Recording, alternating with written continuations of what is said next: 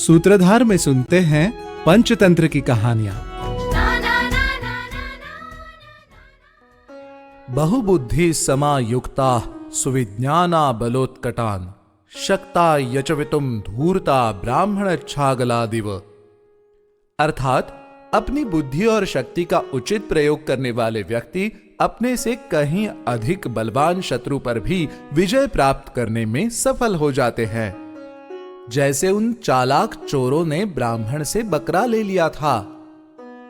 सूत्रधार में सुनते हैं पंचतंत्र की कथा, ब्राह्मण और 3 चोर।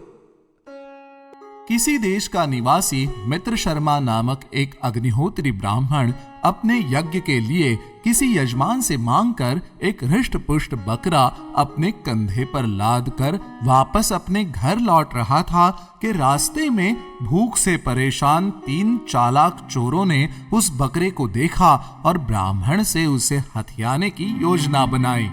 पहला चोर एक तिलकधारी ब्राह्मण बनकर उधर से गुजरा और थू थू करते हुए उस ब्राह्मण से कहने लगा, ब्राह्मण होकर भी इस कुत्ते को कंधे पर बिठाते हुए तुम्हें लाज नहीं आती?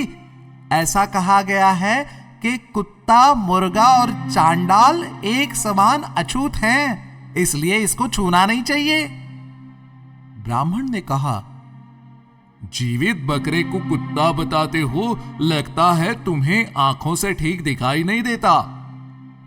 चालाक चोर बोला, महाराज आप व्यर्थ क्रोध कर रहे हैं, आपको मुझ पर विश्वास नहीं आता तो जाइए, गांव में जब आपकी थू थू होगी तब आपको समझ में आ जाएगा। ब्राह्मण अभी थोड़ी ही दूर चला था कि सपेरे के वेश में दूसरा चोर सामने आकर उससे बोला,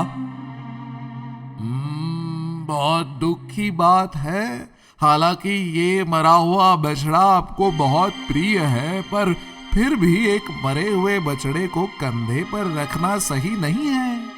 ऐसा कहा गया है कि मरे हुए पशु को छूने के पाप की निवृत्ति के लिए तो चांद्रायण व्रत करके पंचगव्य पीना पड़ता है। महाराज आप ऐसा पाप क्यों कर रहे हैं? इस मरे हुए बछड़े को लेकर गांव में घुसने की भूल मत करना। ब्राह्मण ने चोर को लतड़ाते हुए कहा, क्या तुम अंधे हो जो बकरे को मरा हुआ बछड़ा बता रहे हो? चोर बोला, मैं अंधा ही सही, लेकिन आप क्रोध न करें, जो मैंने देखा वो कह दिया, अब आपका जो जी चाहे वो कीजिए। थोड़ा आगे बढ़ने पर तीसरा चोर ब्राह्मण के सामने आकर बोला, आहा ब्राह्मण देवता, ये सही नहीं है जो आप गधे को कंधे पर रख कर लिए जा रहे हैं। ऐसा कहा गया है, अगर मनुष्य गधे को ज्ञान से या अज्ञान से छू ले तो उस पाप की शांति के लिए वस्त्रों सहित स्नान करना चाहिए।